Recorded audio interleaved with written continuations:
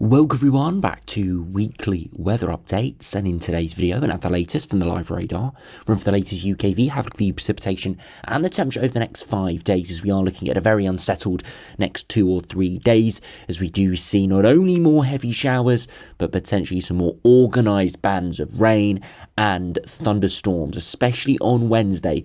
We are looking at some pretty widespread severe conditions across parts of England and Wales, as we do see initially a big band of heavy rain moving through, only a few hours of rain before being followed by some organised thunderstorms. We've got a bit of humid air mixing in with the instability and this area of low pressure, and it's perfect prime conditions for seeing some late summer storms. So not got any warnings issued yet, which I'm pretty surprised by, but perhaps they're only going to be issued as we head into tomorrow, once we've got the latest runs. But yeah, definitely looks like it's going to be some pretty severe conditions, and I would be surprised if we didn't see yellow warning issued, given the looks of the latest runs. As we head to the end of the week, we still see more showers, especially Wednesday through to Thursday, maybe a bit into Friday. But into the weekend, things actually do dry up a little bit. As we have alluded to over the past few days, there is going to be this squeeze of southerly winds as we head towards the end of the week, as we see high pressure build to our east, with the low pressure remaining to our west. And for some, especially in eastern areas, as we head into the weekend, it will turn drier and temporarily warmer with that southerly breeze. Temperatures could peak at maybe 25 degrees, so pretty decent for early September, and it might be dry. Not going to be wall-to-wall sunshine or anything spectacular, but showers will be fewer and far between, and there will be more drier interludes. But it's not going to last too long. As we see from the long-range charts, we are going to see the rain return next week as the westerly winds do eventually break through. It is a temporary lull in the Atlantic flow, 2 or 3 days max, before we do see more unsettled conditions arriving for that middle third of September. So do remember, if you enjoy my videos, do like and subscribe.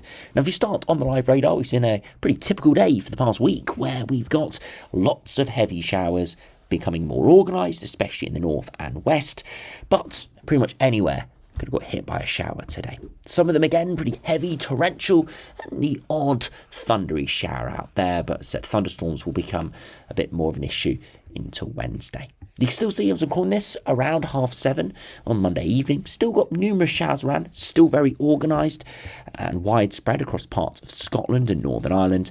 And then as we veer into England and Wales, still plenty of these showers moving northwards and eastwards, but they are starting to peter out now as the sun does start to set. But some of these did band together into more organised lines, did turn pretty severe in a few spots, but with a strengthening breeze today, they have moved through pretty quickly.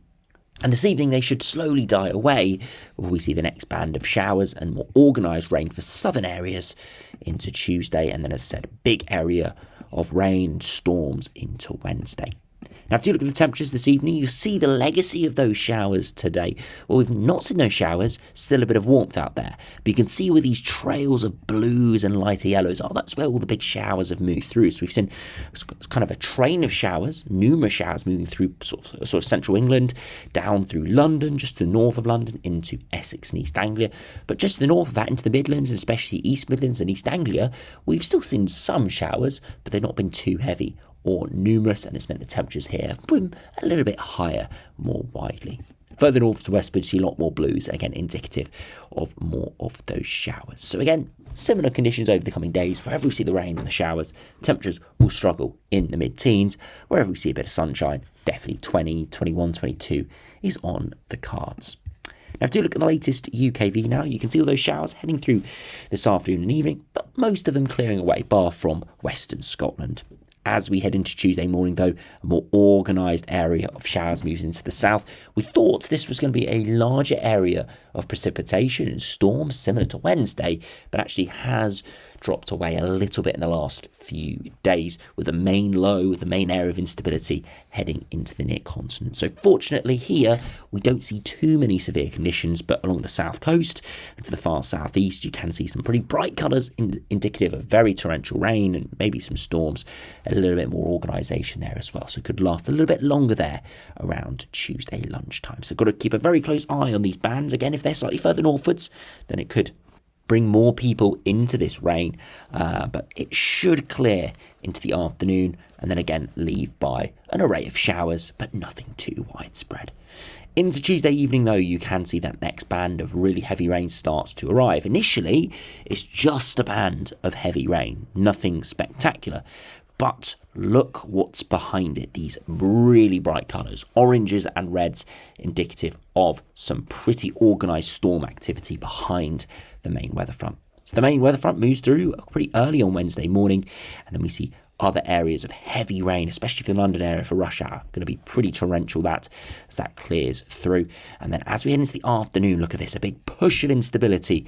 And look at this widespread thunderstorm activity. A lot bigger, beefier showers, more organised, forming into more bands and sort of joined together, multi-celled systems. And you can see a lot more reds, vivid reds within that, indicating that just extra oomph in those showers as they do veer towards that thunderstorm territory.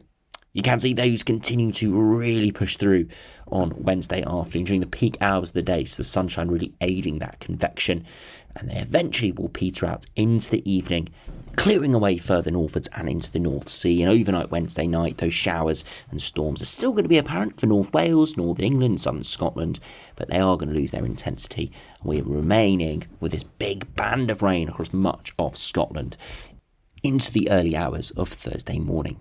And then eyes have to be back towards the south as we head into Thursday morning, and especially around rush hour, we see another band of heavy showers and storms. Not quite as intense as Wednesday, but nonetheless, got to keep a close eye on it as this does clear through. And then into the afternoon, another day of sunshine and showers. Now things, yes, still are a bit unsettled during Thursday, but it is a little bit brighter. And we start to see that improvement even more widely into Friday, where again, some clouds and a few odd showers, but actually it's pretty dry and pleasant. The same can be said for Saturday in general, but again, the rain is starting to approach from the west, and we'd expect in the next day or two after this for that rain to move back in for all. You can see generally Saturday is going to be a cloudier day. So yes, still dry in the east especially, but it is cloudier and generally things are back on that downwards trend. So yes, perking up for maybe 2 or 3 days, perhaps in the east. But it isn't a big pattern change. It's a brief blip as we do see high pressure building in off the near continent before we do see those unsettling conditions returning. Now, if you look at the mixed level cape, you can see the cape we've got around today. You know, low amounts, but enough to bring some pretty hefty showers as we head into Tuesday. Some moderate amounts for those southern east areas, slightly higher, again, with those beefy showers. But then as we head into Wednesday, look at this, really high levels moving through, or at least moderate to high levels, pretty high for September, let's just say. And that's why we are looking at quite a big storm risk there through Wednesday and maybe into Thursday morning as well, before things do settle down later on the week. Very little cape around at all. Now, if you look at the max temperatures this afternoon, really struggling around the mid to high teens with the rain and showers, but for those areas that avoided that, 20 or 21 degrees. Into Tuesday, it's a similar story, maybe again 20 or 21, but most are in the mid to high teens. Into Wednesday, with those showers around, it will be a little bit cooler, but along with those storms, we are seeing humid air. It's fueling those storms, but also giving us some slightly warmer conditions. That's why areas will actually still probably get towards 20 or 21, even in amongst those storms. Into Thursday, again, similar conditions, high teens, maybe touching low 20s, and Friday, maybe more around the low 20s for England and Wales with that sunshine and dry conditions. And Saturday, again, a drier day, could get up to 23 or 24. So pretty muggy with that southerly flow, still pretty cloudy, so nothing particularly great. But as I said, the big thing is it is dry.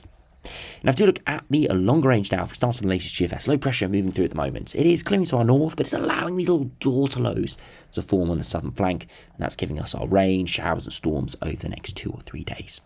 Those will eventually clear, and then we see this brief southerly tilt during Friday and Saturday with high pressure to our east across Scandinavia and Europe, and it briefly turns us drier and warm with that southerly flow. But it doesn't last too long. Into the early portion of next week, low pressure moves back through. Again, we're not seeing any vicious lows, but just generally lower pressure.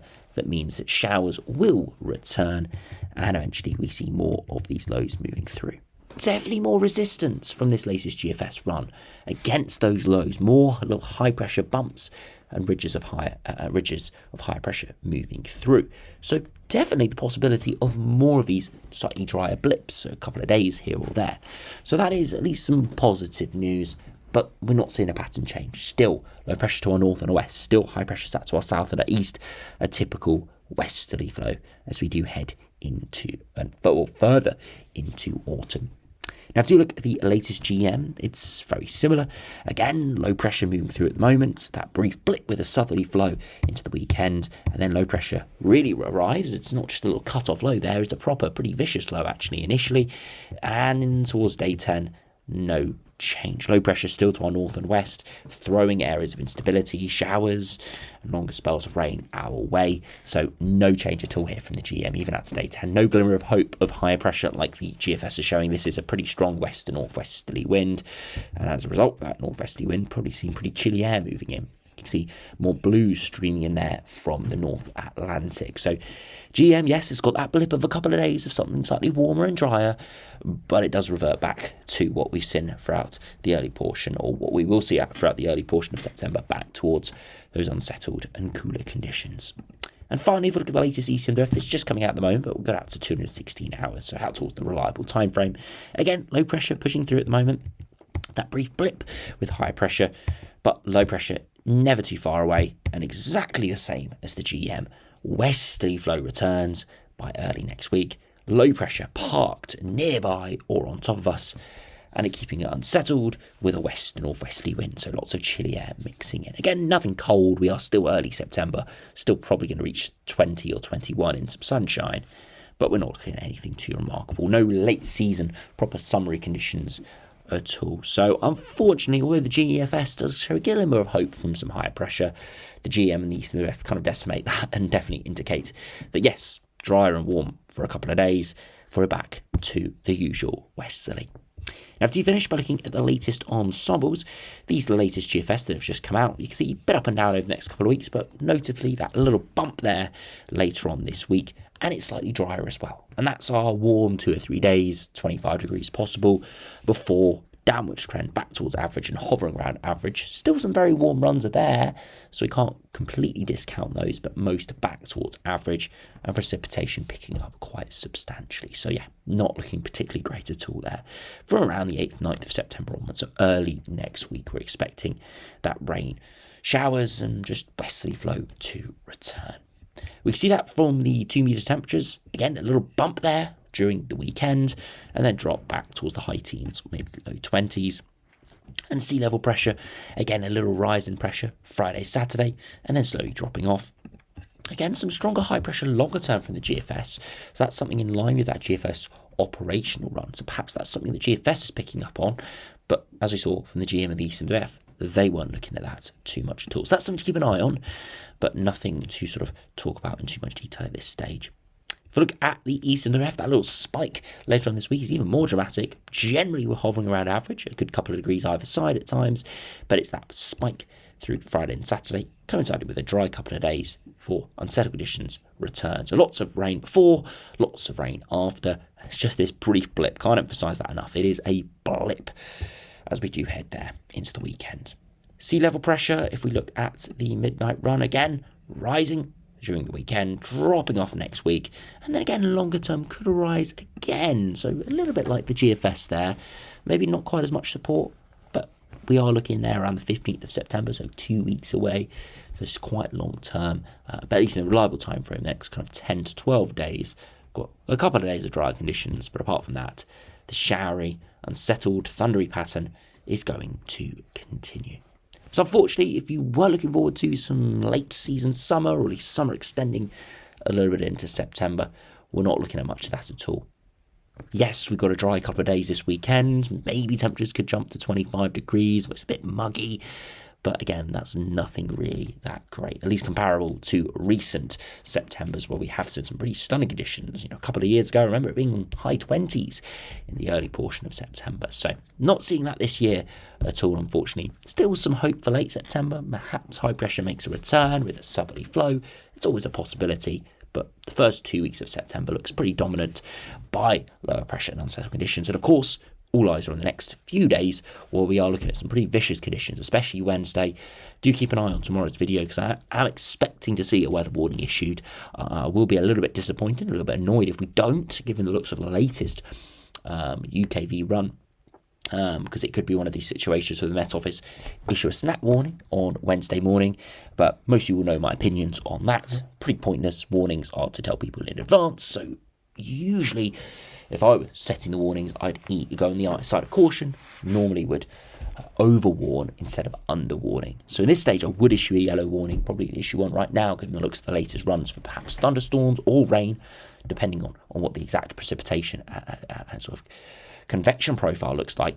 Again, we'll need more data for that, but yeah, hopefully we do see that warning issued tomorrow, and that's something we can look at in tomorrow's video. So anyway, thanks for watching, hope you enjoyed, subscribe if you're new, and I'll see you again for another video soon.